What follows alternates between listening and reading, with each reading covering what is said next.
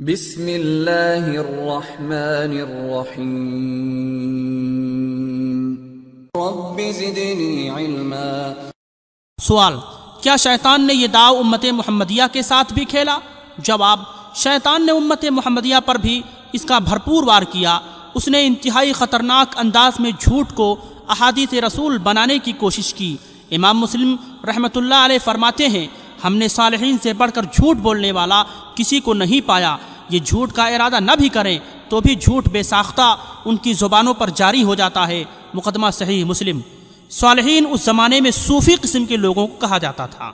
معلوم ہوا کہ پھر شیطان نے اپنا کام ان لوگوں سے کروانے کی کوشش کی جو صالحین کے پیارے نام سے پکارے جاتے تھے، مگر ان کے مقابلے میں اللہ کے مخلص بندے محدثین اٹھے اور انہوں نے برملا ان راویوں کو کذاب، دجال اور وضاع کے القاب سے نوازا جنہوں نے رسول اللہ صلی اللہ علیہ وسلم پر جھوٹ باندھا تھا۔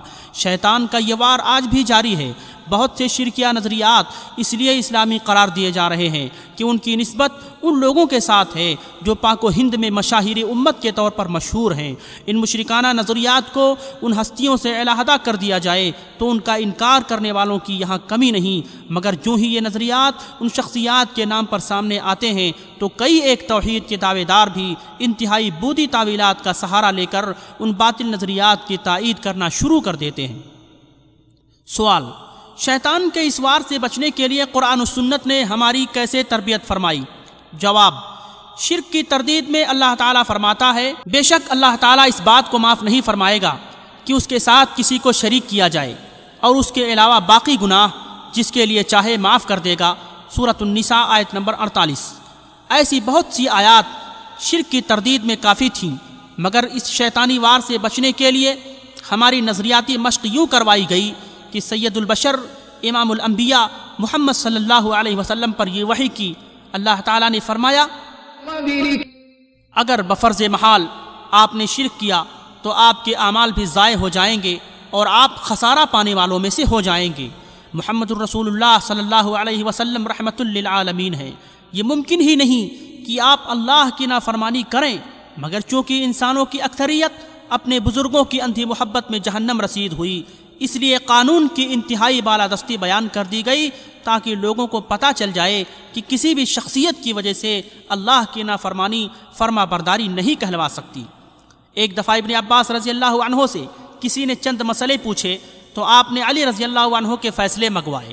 ان فیصلوں کو پڑھ کر ابن عباس رضی اللہ عنہ فرمانے لگے کہ علی رضی اللہ عنہ نے یہ فیصلے نہیں کیے، اگر وہ ایسا کرتے تو بھٹک جاتے۔ مقدمہ صحیح مسلم۔ کیا یہ کہہ دینا کافی نہیں تھا کہ علی رضی اللہ عنہ نے یہ فیصلے نہیں کیے، مگر سبائی فتنے نے علی رضی اللہ عنہ کے ساتھ مسلمانوں کی محبت کو غلو میں بدل کر بہت سا جھوٹ اور بدعقیدگی اسلام میں داخل کرنے کی کوشش کی۔ ابن عباس رضی اللہ عنہ مفسر قرآن اور رسول اللہ صلی اللہ علیہ وسلم کے تربیت یافتہ تھے۔ غالباً انہوں نے ایسا اس لیے فرمایا کہ جو علی رضی اللہ عنہ سے اللہ کی طرح محبت کرنے لگ گیا ہے وہ سن لے کہ علی رضی اللہ عنہ بھی اللہ کے مخلوق ہیں۔ بفرض محال اگر علی رضی اللہ عنہ اللہ کی نافرمانی کرتے تو وہ بھی گمراہ ہو جاتے۔ نافرمانی ان کے لیے فرما برداری نہیں کہلوا سکتی۔